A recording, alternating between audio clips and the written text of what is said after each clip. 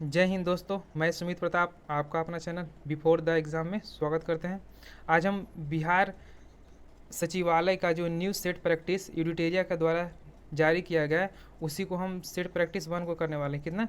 तो set practice 1 को देखने वाले हैं तथा इससे रिलेटेड आपको जितने भी क्वेश्चन बन सकते हैं उसको भी हम लोग सॉल्यूशन करते चलेंगे।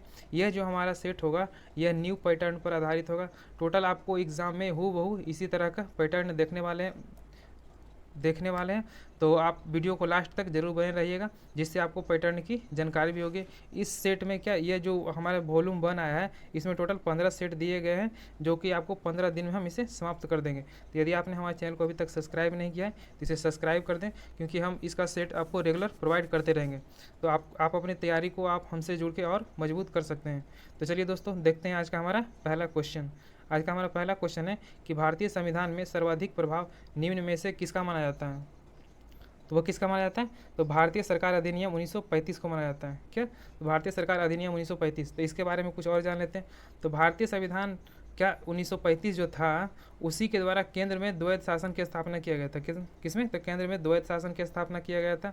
और केंद्र एवं प्रांतों थी, इसको शक्तियों का भी विभाजन इसी के तहत किया गया था। यह 2 पॉइंट भी आप जरूर याद रखिएगा। चलिए नेक्स्ट क्वेश्चन देखते हैं। भारतीय संविधान द्वारा प्रारंभ में कितने मौलिक अधिकार प्रदान किए गए थे? जो भारतीय संविधान के द्वारा जो प्रारंभ में कितने मौलिक अधिकार प्रदान किए गए थे? तो वह आपको कितने प्रदान किए गए थे? आपको टोटल 7 थे। कितना? तो आपको टोटल 7 थे। लेकिन यदि वर्तमान में पूछ देगा तो वह कितना हो जाएगा? टोटल 6 हो जाएगा। तो वह कौन सा एक मौलिक अधिकार था, उसे मतलब समाप्त कर दिया गया। तो वह आपको कौन सा था? वो आपको था संपत्ति का अधिकार। कौन सा? तो संपत्ति का जो अधिकार था, उसको 44वें संविधान संशोधन 1978 के द्वारा, कितना? तो उससे 44वें संविधान संशोधन 1978 में से क्या समाप्त कर दिया गया। तो अब बच गया कितना? आपको टोटल 6 बच गया था। चलिए नेक्स्ट क्वेश्चन देखते हैं। राज्य के नीति निर्देशक सिद्धांतों में कौन सा गांधीवादी दर्शन पर आधारित नहीं है? तो कौन सा गांधीवादी दर्शन पर आधारित नहीं है? आपको ऑप्शन नंबर डी हो जाएगा, मजदूरों का संरक्षण। यह है जो गांधीवादी दर्शन पर आधारित नहीं है। तो इसके दर्शन पर जो आधारित कौन कौन हो जाएंगे? आपको ग्राम पंचायतों का गठन हो जाएगा, और ग्राम उद्योग को बढ़ावा देना, और कृषि एवं पशुपालन का जो गठन करना, ये सब क्या था? ये आपको गांधीवादी दर्शन पर ही आधारित था। चलिए नेक्स्ट क्वेश्चन देखते हैं। केंद्र सरकार किसकी सिफारिश के आधार पर भारत की समेकित निधि से राज्य की सहायता अनुदान देती है? तो वह किसके सिफारिश पर देती है? तो वो आपको देती है वित्त आयोग के सिफारिश पर। ठीक है, तो वित्त आयोग के सिफारिश पर दी जाती है। तो चलिए वित्त आयोग के बारे में कुछ जान लेते हैं। तो वित्त आयोग की जो जो स्थापना किया गया था, ये कितने अनुच्छेद के तहत किया गया? ये आपको किया गया टोटल कितना? 280 अनुच्छेद के तहत इसकी स्थापना किया गया। वित्त आयोग जो कैसी मतलब कि आयोग है, यह संवैधानिक आयोग है, इसे भी आप याद रखिएगा। नेक्स्ट क्वेश्चन देखते हैं। भारत में अपशिष्ट शक्तियाँ निहित की जाती है। जो भारत की अपशिष्ट शक्तियाँ होती है वो निहित की गई है, वो किस में रहती है? तो आपको किस में रहेगी? जो अपशिष्ट शक्तियाँ होगी वो केंद्र सरकार में। कहाँ? तो वह केंद्र सरकार के पास रखती है। तो इससे रिलेटेड एक क्वेश्चन और बनता है कि जो अपशिष्ट शक्तियाँ हैं उसका वर्णन किस अनुच्छेद में किया गया है? ये एग्जाम में एक बार क्वेश्चन पूछा गया था। तो वो कितना में किया गया? वो आपको 248 अनुच्छेद में। कितना? तो 248 अनुच्छेद में किया गया। इसे भी आप याद रखिएगा। तो अपशिष्ट शक्तियाँ कहते हैं किसे? तो अपशिष्ट शक्तियाँ उसे हम कहते हैं जो कि राज्य सूची और संघ सूची या समवर्ती सूची में शामिल नहीं होता है, उसे हम क्या कहते हैं? उसे अपशिष्ट शक्तियाँ कहते हैं। चलिए नेक्स्ट क्वेश्चन देखते हैं। भारत सरकार का मुख्य कानूनी सलाहकार किसे कहा जाता है? जो भारत सरकार का जो मुख्य कानूनी सलाहकार होता है वह किसे कहा जाता है? तो वह किसे कहा जाता है? भारत के महान्यायवादी को। किसे? तो भारत का महान्यायवादी को। और भारत का जो महान्यायवादी होता है उसके कितने अनुच्छेद में वर्णन किए गए हैं? तो अनुच्छेद नंबर 76। कितना? तो 76 में इसका वर्णन किया गया। चलिए नेक्स्ट क्वेश्चन देखते हैं। भारतीय संविधान के किस अनुच्छेद के अनुसार राज्य विधान परिषद बनाया या समाप्त किया जा सकता है? जो राज्य में विधान परिषद होते हैं उसे बनाया या समाप्त किया जाता है, वह किस अनुच्छेद के तहत किया जाता है? तो किस अनुच्छेद के तहत किया जाता है? तो 169। कितना? तो 169 अनुच्छेद के तहत किया जाता है। चलिए नेक्स्ट क्वेश्चन देखते हैं। भारतीय संविधान के किस भाग में केंद्र शासित प्रदेश के बारे में बताया गया है? तो वो कौन सा भाग है जिसमें केंद्र शासित प्रदेश के बारे में बताया गया या फिर चर्चा किया गया? तो कितना भाग हो जाएगा? आपको भाग नंबर 8 हो जाएगा। कितना? तो भाग नंबर 8 में इसका चर्चा किया गया है। तो चलिए नेक्स्ट क्वेश्चन देखते हैं। मेरा अगला क्वेश्चन है कि और भाग 9 में किसका वर्णन किया गया? आप इसे भी याद रखिएगा। जो भाग 9 में वर्णन किया गया वो पंचायत से संबंधित प्रावधान पर इसका वर्णन किया गया। कितना? तो 9 में किया गया। चलिए नेक्स्ट क्वेश्चन देखते हैं। कि कोको कोला जैसे पेय पदार्थ में किस अम्ल की उपस्थिति के कारण खाद क्या जो खाद उसका जो स्वाद होता है क्या होता है, खट्टा होता है। वो किस अम्ल के कारण खट्टा होता है? तो वह किस अम्ल के कारण होता है? आपको होता है फोसोफोरिक अम्ल के कारण। किसे? तो फोसोफोरिक अम्ल के कारण यह खट्टा होता है। चलिए नेक्स्ट क्वेश्चन देखते हैं कि इलेक्ट्रॉन का एक एंटी पार्टिकल होता है। इलेक्ट्रॉन का एक एंटी पार्टिकल है, उसका नाम क्या है? तो उसका नाम क्या है? उसका नाम हो जाएगा वो पोजिट्रॉन। क्या? तो उसका नाम पोजिट्रॉन हो जाएगा। तो इलेक्ट्रॉन की खोज किसके द्वारा किया गया था? तो इलेक्ट्रॉन की जो खोज किया गया था जे थॉमसन के द्वारा 1897 में किया गया था। आप इसे भी याद रखिएगा। नेक्स्ट क्वेश्चन देखते हैं। ब्रह्मांड में सर्वाधिक तत्व पाया जाने वाला तत्व कौन सा है? जो ब्रह्मांड में सर्वाधिक तत्व पाया जाता है वह कौन सा तत्व है? तो आपको कौन सा तत्व हो जाएगा? आपको हाइड्रोजन हो जाएगा। क्या? तो हाइड्रोजन। यदि तत्व पूछेगा तो हाइड्रोजन। यदि आपको गैस पूछ दिया तो क्या हो जाएगा? गैस में नाइट्रोजन हो जाएगा। क्या? तो गैस यदि पूछ दिया तो वह क्या हो जाएगा? वो आपको नाइट्रोजन हो जाएगा। चलिए नेक्स्ट क्वेश्चन देखते हैं कि अस्थिर ताप पर गैस की नियत मात्रा का आयतन उसके दाब के व्युत्क्रमानुपाती होता है। यह नियम क्या कहलाता है? यह नियम क्या कहलाता है? यह नियम आपको बॉयल का नियम कहलाता है। क्या? ऑप्शन नंबर ए, यानी कि यह बॉयल का नियम हो गया। चलिए नेक्स्ट। यदि सीधा क्या करते अनुक्रमानुपाती की जगह क्या हो जाता? समानुपाती हो जाता तो वह क्या हो जाता? वो आपको चार्ल्स का नियम हो जाता है। क्या? तो वह चार्ल्स का नियम हो जाता है। नेक्स्ट क्वेश्चन देखते हैं। धुआं किस प्रकार के विलयन का उदाहरण है? जो धुआं है वो किस प्रकार के विलयन का उदाहरण है? तो वह किस प्रकार का है? वो आपको गैस एवं ठोस का उदाहरण है। क्या? तो गैस एवं ठोस का उदाहरण है। और गैस एवं द्रव का जो उदाहरण होता है वो किसका होता है? यह भी क्वेश्चन आपको एग्जाम में पूछे जाते हैं। तो वह किसका होता है? वो आपको कोहरा का होता है। किसका? तो कोहरा का होता है। आप इसे भी याद रखिएगा। नेक्स्ट क्वेश्चन देखते हैं। ऑक्सीकरण तथा अवकरण दोनों जैसे आचरण करने वाला निम्न क्या? ऑक्सीकरण तथा अवकरण दोनों जैसी आचरण करने वाला पदार्थ निम्न में से कौन सा नहीं है? तो इसमें कौन सा नहीं हो जाएगा? तो कौन सा हो जाएगा? नाइट्रिक अम्ल है। यह जो दोनों आचरण को प्रभावित नहीं करता है। तो कौन कौन दोनों प्रभावित करता है? आपको हाइड्रोजन सल्फाइड करता है, हाइड्रोजन पेरा ऑक्साइड करता है, और सल्फर डाइऑक्साइड है जो क्या करता है? ऑक्सीकरण एवं अवकरण दोनों जैसे आचरण को प्रभावित करता है। नेक्स्ट क्वेश्चन देखते हैं। भारत के प्रथम गवर्नर जनरल कौन थे? तो भारत के जो प्रथम गवर्नर जनरल थे वह कौन थे? तो वो कौन हो जाएंगे? आपको विलियम बेंटिक हो जाएंगे। क्या? तो विलियम बेंटिक है जो भारत के प्रथम गवर्नर जनरल थे। यदि लॉर्ड कैनिंग पूछेगा तो यह कौन थे? तो ये भारत के अंतिम गवर्नर जनरल लेकिन प्रथम वाइसराय थे। कौन? तो लॉर्ड कैनिंग हो जाएंगे। और सी राजगोपालाचार्य कौन थे? तो यह भारत के प्रथम क्या थे? प्रथम क्या थे? यह भारत के प्रथम गवर्नर जनरल, वो भी क्या जी? तो भारतीय में थे। और लॉर्ड माउंटबेटन कहेगा तो इसे कैसे क्या कहेगा? यह स्वतंत्र भारत के प्रथम गवर्नर जनरल हो जाएगा। नेक्स्ट क्वेश्चन देखते हैं। भारत का प्रथम महिला आईपीएस कौन थी? जो भारत की प्रथम महिला आईपीएस थी वह कौन थी? तो वह कौन हो जाएगी? आपको किरण बेदी हो जाएगी। क्या? आपको किरण बेदी हो जाएगी जो पहली आईपीएस महिला थी। यदि पूछ दिया कि अन्ना जॉर्ज कौन थी? तो अन्ना जॉर्ज कौन हो? यह आईएएस थी। क्या? तो यह आपको आईएएस थी। अन्ना जॉर्ज आईएएस थी। और फातिमा बीबी क्या थी? तो फातिमा बीबी सुप्रीम कोर्ट की पहली महिला न्यायाधीश थी। क्या? सुप्रीम कोर्ट की पहली महिला न्यायाधीश थी। और लीला सेठ क्या थी?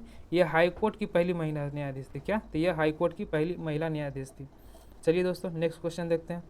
मेरा अगला क्वेश्चन है, कागजी मुद्रा जारी करने वाला प्रथम देश कौन है?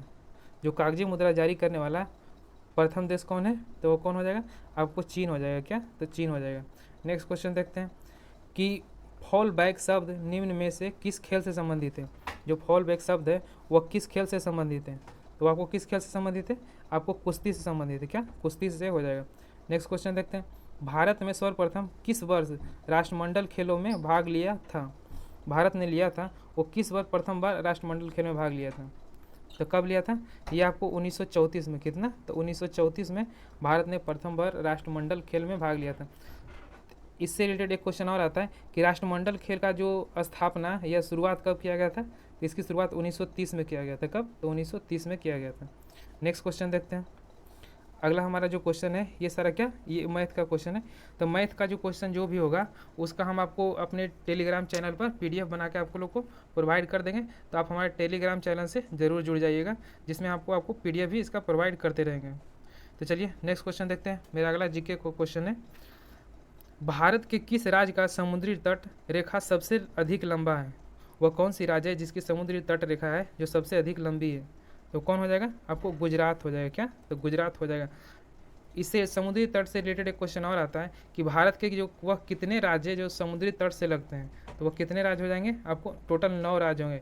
यही क्वेश्चन आपको बिहार दरोगा के पिछले मेंस में पूछा गया था। चलिए नेक्स्ट क्वेश्चन देखते हैं कि निम्नलिखित में से कौन सुमेलित नहीं है? आपको बताना है कि इनमें से किसका सुमेलन नहीं है।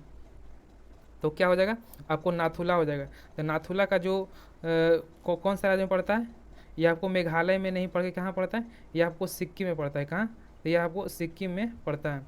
चलिए नेक्स्ट क्वेश्चन देखते हैं। तो जो सही है वो सिपकिला दर्रा कहाँ पड़ता है? ये आपको हिमाचल में पड़ता है। और बोमडीला दर्रा कहाँ है? तो वो अरुणाचल प्रदेश में। और जोजिला कहाँ है? जम्मू कश्मीर में। चलिए नेक्स्ट क्वेश्चन देखते हैं कि सुबनसिरी निम्नलिखित में से किसकी सहायक नदी है? जो सुबनसिरी है वो किसकी सहायक नदी है? तो किसकी हो जाएगी? आपको ब्रह्मपुत्रा की। क्या? तो ब्रह्मपुत्रा की यह सहायक नदी है। ब्रह्मपुत्रा की और भी सहायक नदियाँ हैं, तो वह कौन कौन सी हो जाएगी जो ब्रह्मपुत्रा की और सहायक नदियों में आती है? तो आपको मानस है, और कौन सी है? तो संकोच नदी भी क्या है? ये आपको ब्रह्मपुत्रा की सहायक नदी है। एक और है जो जिसका नाम क्या है? उसका नाम हो गया कामेंग। क्या होगा? कामेंग है जो, वो भी क्या है? ब्रह्मपुत्रा की सहायक नदी है। नेक्स्ट क्वेश्चन देखते हैं। भारत में सर्वाधिक भू क्षेत्र में कौन सी मिट्टी पाई जाती है? जो भारत में सर्वाधिक भू क्षेत्र में मिट्टी पाई जाने वाली है वह कौन सी है? वो आपको जलोढ़ मिट्टी हो जाएगी। क्या? तो जलोढ़ मिट्टी हो जाएगी। चलिए नेक्स्ट क्वेश्चन देखते हैं। निम्नलिखित में से कौन सी जल विद्युत परियोजना जम्मू कश्मीर में नहीं है? तो कौन सी नहीं है? आपको पार्वती हो जाएगी। क्या? तो पार्वती। तो पार्वती कौन सी राज्य में है? तो पार्वती जो आपको है हिमाचल प्रदेश में। कहाँ? तो यह हिमाचल प्रदेश में है। और बाकी क्या है? जो सलाल है वो कहाँ है? जम्मू कश्मीर में। दुलहस्ती कहाँ है? जम्मू कश्मीर में। और उरी कहाँ है? यह भी आपको जम्मू कश्मीर में है। चलिए नेक्स्ट क्वेश्चन देखते हैं। निम्नलिखित में से किस राष्ट्रीय जलमार्ग की लंबाई सर्वाधिक है?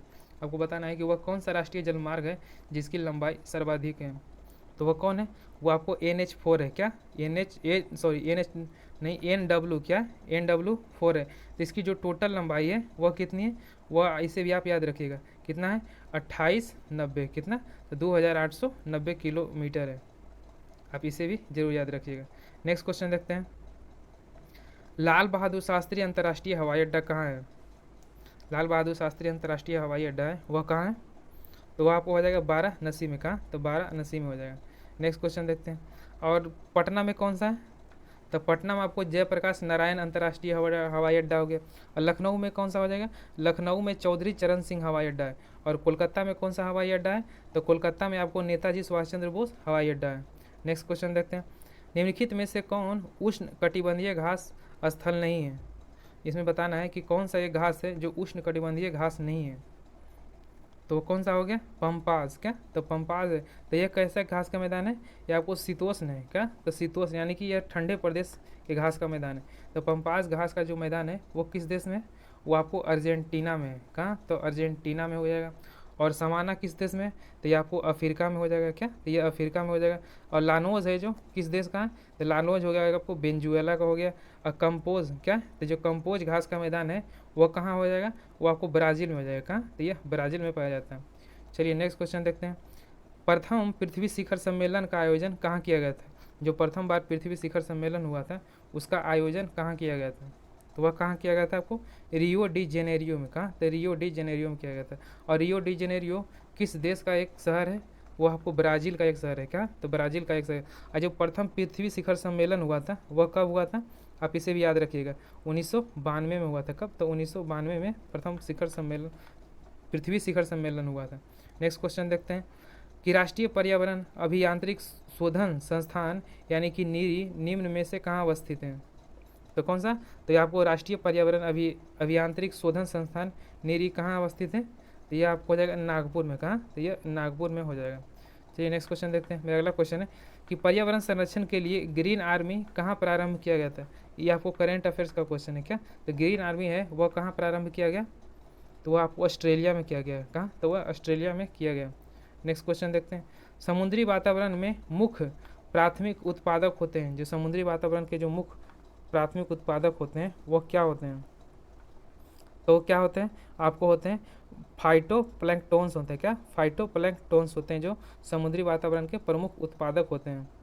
नेक्स्ट क्वेश्चन देखते हैं कि मॉन्ट्रियल प्रोटोकॉल निम्न में से किससे संबंधित है। जो मॉन्ट्रियल प्रोटोकॉल है यह किससे संबंधित है।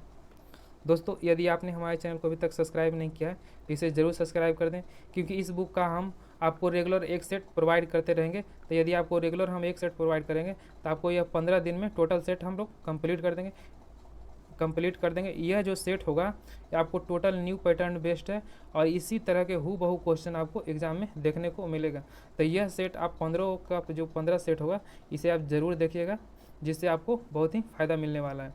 आपकी जो एग्ज़ाम होगी उसकी तैयारी और मजबूत होगी।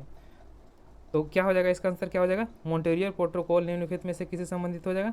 आपको ओजोन परत के क्षय को रोकने के लिए कितने, तो ओजोन परत के जो क्षय को रोकने के लिए ही मॉन्ट्रियल प्रोटोकॉल की जो सम्मेलन किया गया था।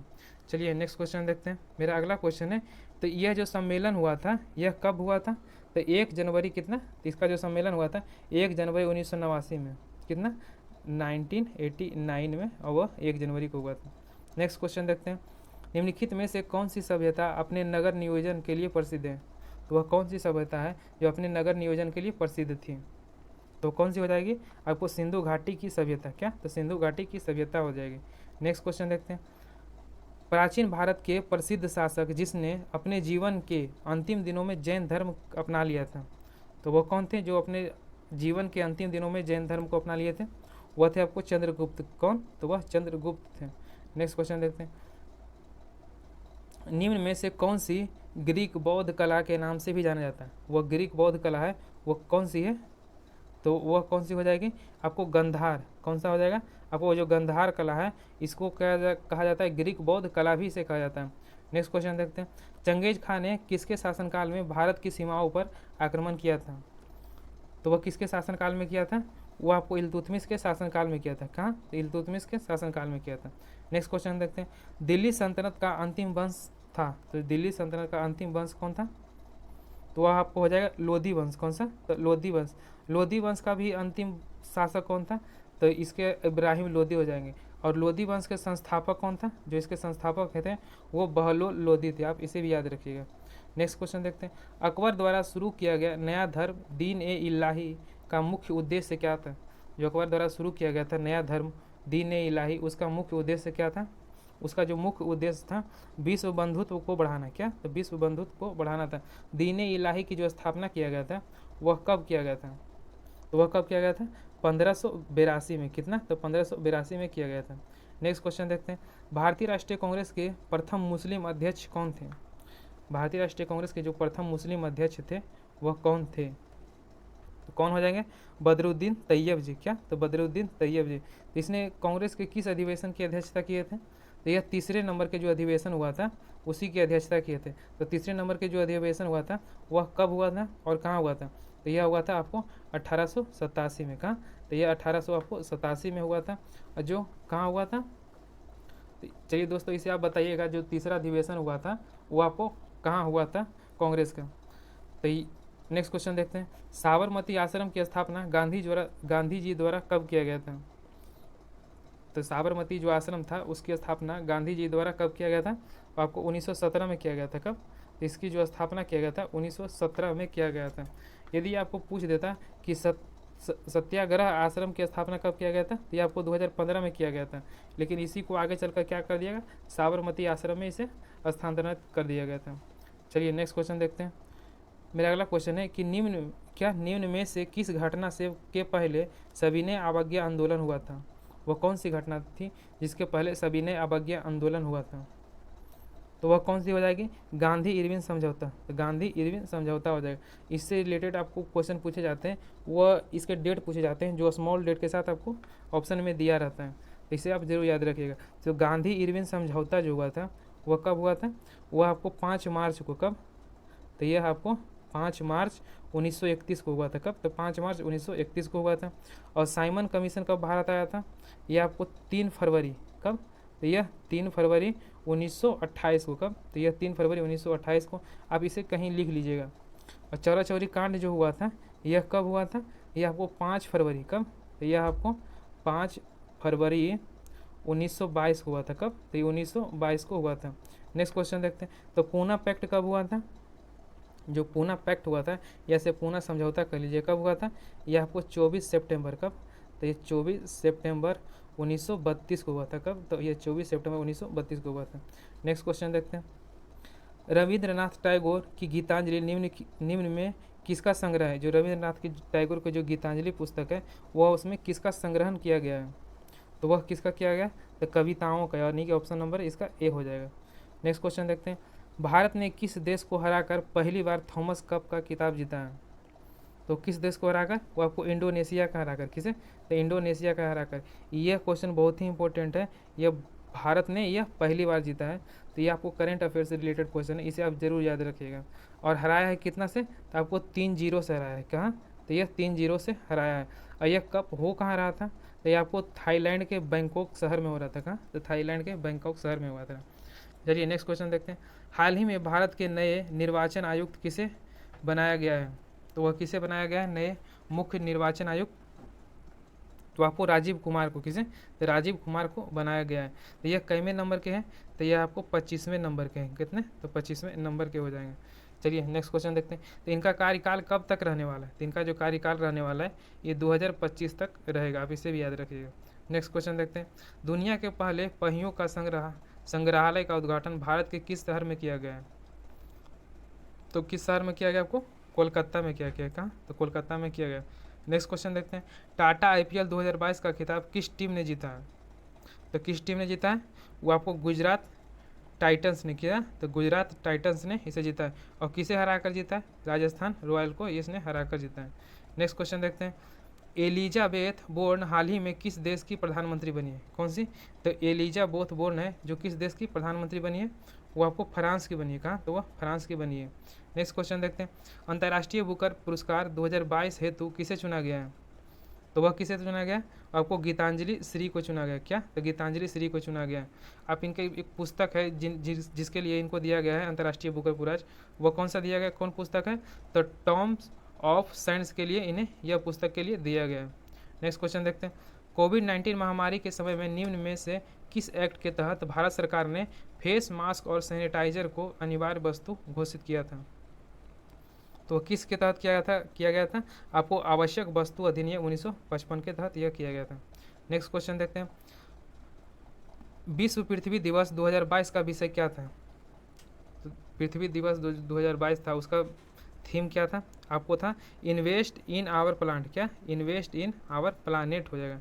नेक्स्ट क्वेश्चन देखते हैं कि राइडिंग फ्री माई ओलंपिक जर्नी पुस्तक के किसके द्वारा लिखी गई है, तो वह किसके द्वारा लिखी गई, तो क्या, इम्तियाज अनीस के द्वारा। क्या, इम्तियाज अनीस के द्वारा लिखा गया।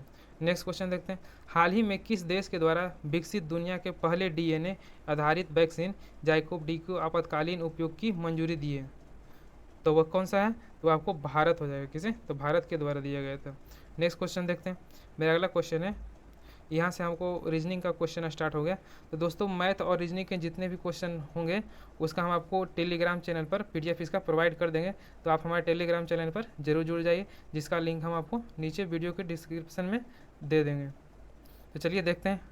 मेरा नेक्स्ट क्वेश्चन है कि निम्नलिखित में से कौन सा 129 नंबर क्वेश्चन है कि निम्नलिखित में से कौन सा कोशिकांक पादप कोशिका में पाया जाता है किंतु जंतु कोशिका में नहीं पाया जाता है, तो वह कौन सा हो जाएगा, वह आपको जो हो जाएगा क्लोरोप्लास्ट हो जाएगा। क्या, तो आपको क्लोरोप्लास्ट हो जाएगा। ऑप्शन नंबर इसका ए हो जाएगा। नेक्स्ट क्वेश्चन देखते हैं कि इंसुलिन का आविष्कार किसके द्वारा किया गया था, तो इंसुलिन का आविष्कार किसके द्वारा किया गया, बेटिंग एवं बेस्ट के द्वारा किया गया।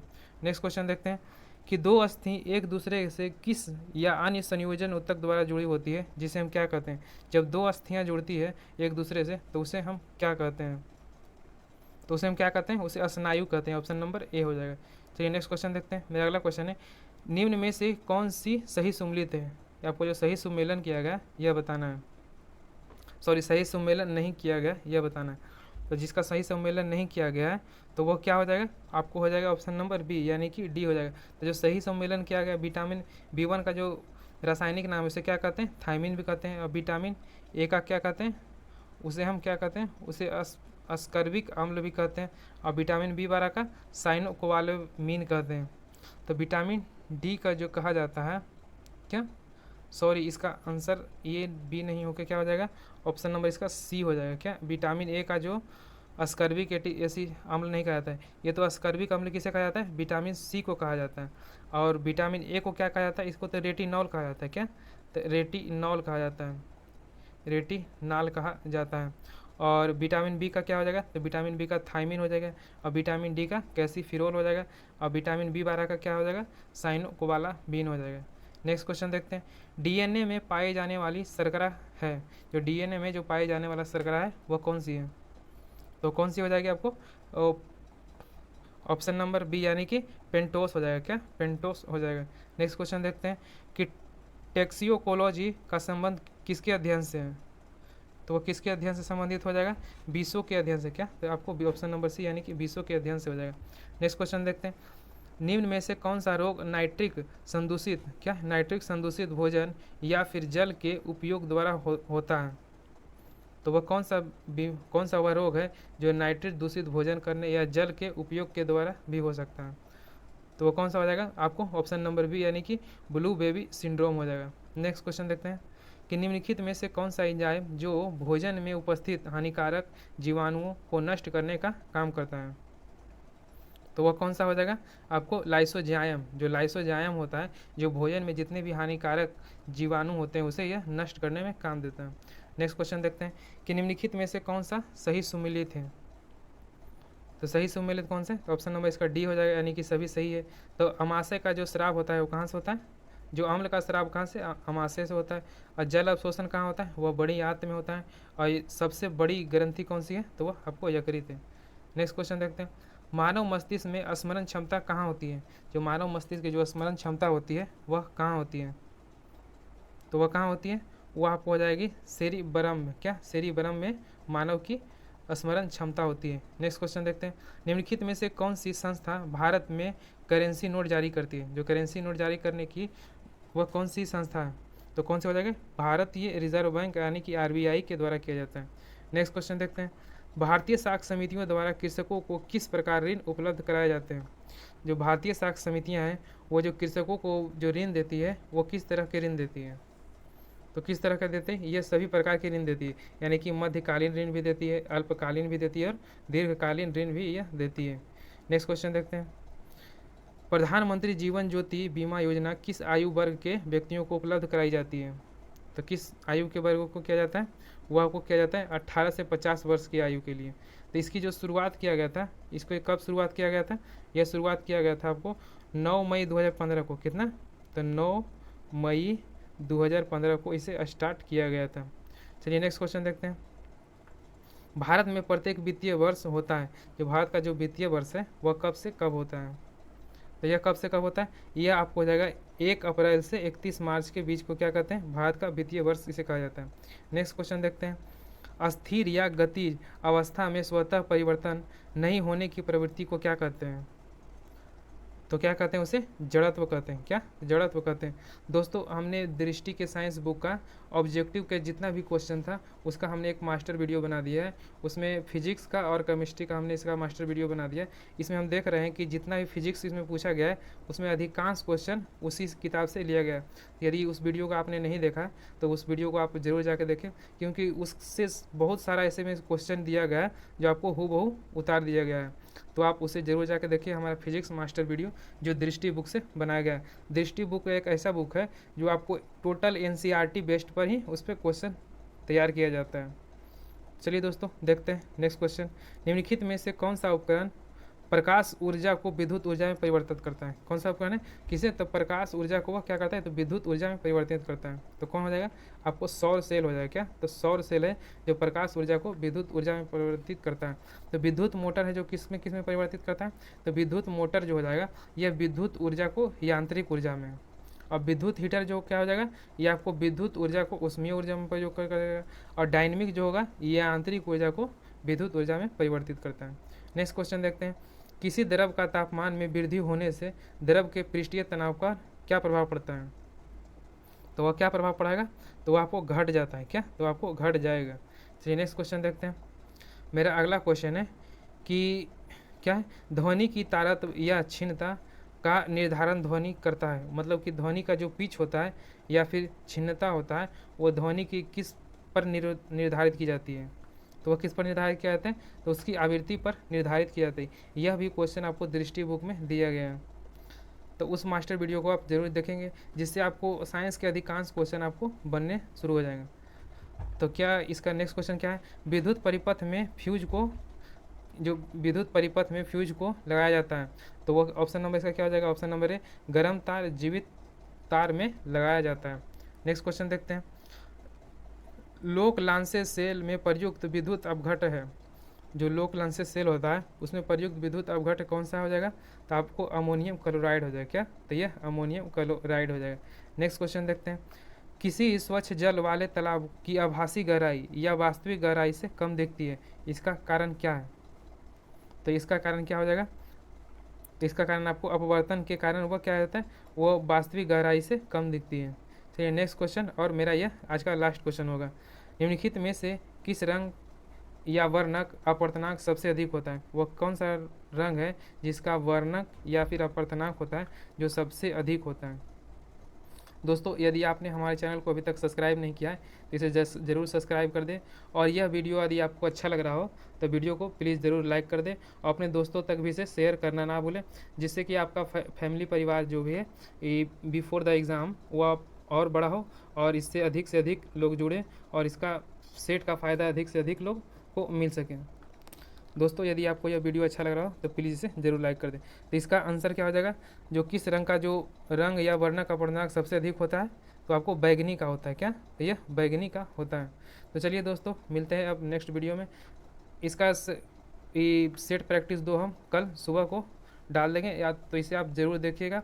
यह जो सेट प्रैक्टिस है आपको टोटल न्यू पैटर्न पर ही आधारित है, इसी तरह का सेट आपको एग्ज़ाम में भी देखने को मिलेंगे। तो दोस्तों यदि आपने हमारे चैनल को सब्सक्राइब नहीं किया है तो इसे